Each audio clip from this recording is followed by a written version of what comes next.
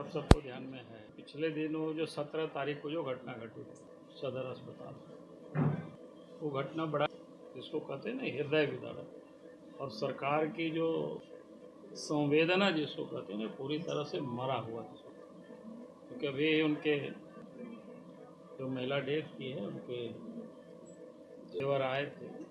उससे मैं पूछ रहा था पूरे बात। तो सवेरे प्रातः 7 बजे उनको दर्द उठता है, उसके बाद एम्बुलेंस के लिए भी लोग टेलीफोन करते हैं, एम्बुलेंस मिलता नहीं है, आता नहीं है, तो फिर टोटो में उनको सदर अस्पताल उनको लाया जाता है, और सदर अस्पताल में उनका कोई इलाज नहीं होता है, जबकि उस दिन वहाँ डॉक्टर थी, महिला डॉक्टर थी, जो जानकारियाँ मिल रही, और कोई सहायिका है, रेखा या क्या नाम लोग बताए थे, सहिया, स्वास्थ्य सहिया जो होते हैं, 9,000 रुपये की भी मांग की। अब जो मजदूरी करके जीता है वो आदमी 9,000 रुपया कहाँ से दे सकता है? और ऐसे ही करते करते दोपहर करीब करीब 11 करीब बज गया होगा, अंदर लोग ले गया था सवेरे ही, लेकिन एक प्रकार से बेहोश या डेथ भी कर गए थे, और इसके बाद उनको सुपुर्द कर देते हैं, और ये क्या कह देते हैं जो जानकारी मिली कि यहाँ नहीं हो सकता है, इसको हम लोग रेफर करते हैं, आप कहीं या तो धनबाद ले जाइए या कोई आशा नर्सिंग होम है शायद वहाँ ले जाइए। फिर ये लोग क्या करेंगे, इन्हें ले करके लोग चले गए, और लेके वहाँ लोग जाए तो वहाँ तो बता दिया कि भाई तो 1-1.5 घंटा पहले डेथ कर चुके हैं। तो जिस प्रकार से जो जानकारी मिली उससे तो लगता है कि बिल्कुल सदर अस्पताल की नेग्लिजेंस और संवेदना है जिसको कह सकते। अगर समय से उनके इलाज करता तो मैं कह सकता हूं कि जिस प्रकार से वो टोटो में चढ़ कर के वो आए थे तो उनकी मृत्यु नहीं होती, वो बच जाते, लेकिन नेग्लिजेंसी और एक प्रकार से कह सकते हैं, क्योंकि ये जिला यहाँ से विधायक जो झारखंड सरकार के स्वास्थ्य मंत्री है,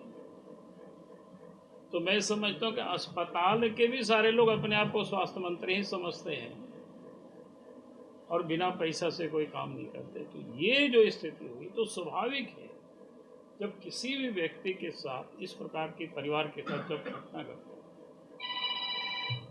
तो अपने चिर परिचित लोगों को लोग टेलीफोन करते हैं कि ऐसे ऐसे घटना हो गई। जामताड़ा छोटा शहर है, यहाँ हर पॉलिटिकल पार्टी के लोगों से लोगों का परिचय, तो दूसरा पार्टी तो कोई सपोर्ट नहीं कर सकता है, क्योंकि वो लोग तो उसमें इन्वॉल्व है, उनके नेता उसमें से है। तो स्वाभाविक रूप से हमारे पार्टी के नेता वहाँ पहुँचे, और फिर आप सब लोगों के हमसे तो अधिक आप सब लोग जानते हैं, और इसके बाद लोगों के ऊपर केस करना, और केस करना एक पार्ट हो गया। दूसरा जो जानकारी मिली, डीएसपी हमारे जिला अध्यक्ष सुमित सरन जी के घर में जाकर के सवेरे मॉर्निंग में अंधेरे में महिलाओं को डांटना, डपटना, गाली गलौज करना, भाई क्या दर्जा? जो कोई पॉलिटिकल या सामाजिक लोग जब लड़ाई लड़ते हैं, केस हो सकता है, केस करे, उनके अधिकार क्षेत्र में, लेकिन कोई चोर नहीं है, कोई डकैत नहीं है, कोई उचक्का नहीं है, कोई रेपिस्ट नहीं है।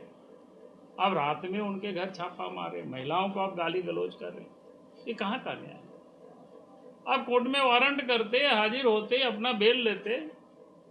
अगर आप बहुत अधिक ही हैं तो वकील लड़ाई लड़ेंगे कानूनी। कोई जेल से कोई बीजेपी के कार्यकर्ता डरते नहीं है। हमें जानकारी मिली तो मैंने एसपी से भी बात किया था, मैंने एसपी को भी यही बात बोला, तो उन्होंने तो अनभिज्ञता जाहिर की कि हमको पता नहीं है क्या हुआ है, ऐसा पुलिस आप हमारा। बोले आपने तो केस कर दिया, खत्म हो गया आपकी, आप कोर्ट से नोटिस कराइए, वारंट कराइए, कुड़की कराइए, उसके बाद देखेंगे, बाकी हम लोग लड़ेंगे अदालत में। नहीं, इसलिए कह रहा था इस बात को कि आज जो सरकार है वसूली में लगे हुई और गुंडागर्दी में लगे, कहीं से भी पैसा आवे, चाहे आदमी मर जाए या कुछ भी हो जाए, सरकार को उसकी कोई चिंता नहीं। और जब सरकार को ही चिंता नहीं है तो सरकार के मतहत जो कर्मचारी काम करता है, वसूली का काम तो वास्तव में वही सारे लोग करते हैं। मंत्री को या मुख्यमंत्री के यहाँ तक लोग पहुंचाते हैं तो वही लोग करते हैं। तो इसलिए हमने कहा कि एक तो जो केस हुआ है सरकार उसको हटावे, उठावे, और नहीं तो फिर लड़ाई होगी, जेल जाना होगा तो जाया जाएगा, अदालत में लड़ना होगा लड़ा जाएगा। तो एक तो ये विषय था।